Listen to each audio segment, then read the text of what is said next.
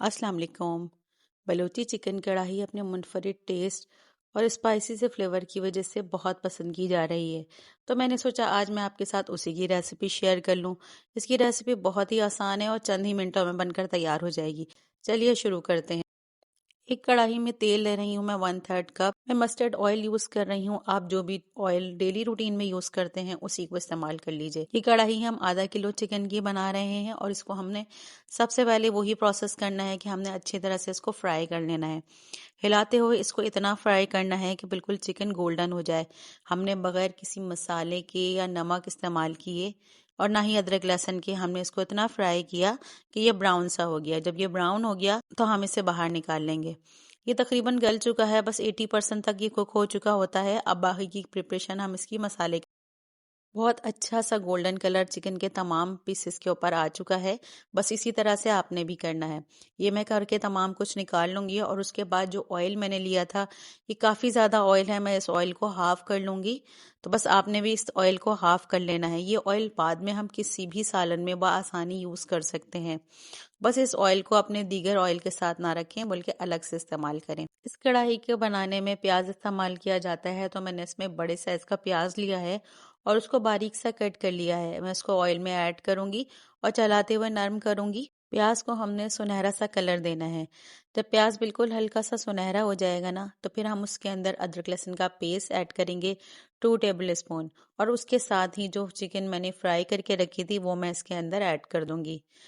अदरक लहसुन और चिकन को ऐड करने के बाद मैं इसको एक साथ भून लूंगी। जब मैं भूनना शुरू हुई तो फिर मैंने इसके साथ थोड़ा थोड़ा सा पानी ऐड किया ताकि प्याज जो है वो गलना शुरू हो जाए और उसका अच्छा सा मसाला बन जाए। 2 से 3 मिनट भूनने के बाद अब इसमें मसाले ऐड करेंगे। नमक यूज करूंगी मैं इसमें रूटीन से थोड़ा सा कम। मिर्च ऐड करूंगी इसमें 1 टीस्पून। हल्दी जाएगी इसमें ½ टीस्पून। काला नमक जाएगा इसमें 1/3 टीस्पून और कुटी हुई मिर्च जाएगी इसमें 1 टीस्पून। ये मसालों को ऐड करने के बाद मैंने इसको थोड़ा सा चलाया। 1-2 चम्मच इसमें पानी ऐड किया और उसके साथ उसको थोड़ा थोड़ा भून लिया। बलूची कढ़ाई दूसरी कढ़ाई से मुनफरिद इसलिए है क्योंकि एक तो इसमें प्याज का इस्तेमाल किया जाता है, दूसरा इसमें टमाटर बिल्कुल भी इस्तेमाल नहीं किए जाते, बल्कि इसमें प्याज से मसाला बनाया जाएगा। जिन लोगों को मसाले वाली चिकन कढ़ाई पसंद है उन्हें ये कढ़ाई बहुत पसंद आने वाली है। इसमें डलने वाले तमाम मसालों को अपने टेस्ट के अकॉर्डिंग एडजस्ट कर लें। 1-2 मिनट भून लिया। अब मैं इसमें फेंटी हुई दही ऐड करूंगी ½ कप के बराबर।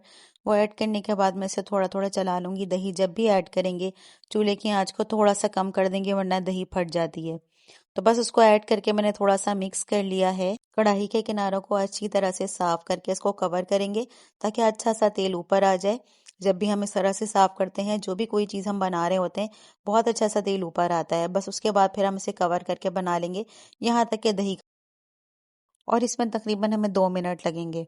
बस इसे कवर कर दिया है। अब हम 2 मिनट इंतज़ार करेंगे। 2 मिनट के बाद आप देख सकते हैं कि कितना ही अच्छा इसका कलर आ चुका है और बहुत ही मज़े की खुशबू पूरे घर में फैल चुकी है। बस इसमें ऐड करूंगी अब मैं ½ टीस्पून काली मिर्च। हरी मिर्च काट के ऐड करूंगी। अगर आपको मिर्चें कम खानी है तो हरी मिर्चों को काटे नहीं। और अदरक ऐड करेंगे इसमें, हरा धनिया ऐड करेंगे और आपकी कढ़ाई बिल्कुल तैयार है। गरम गरम नान और कुलचे के साथ इसको सर्व कीजिएगा।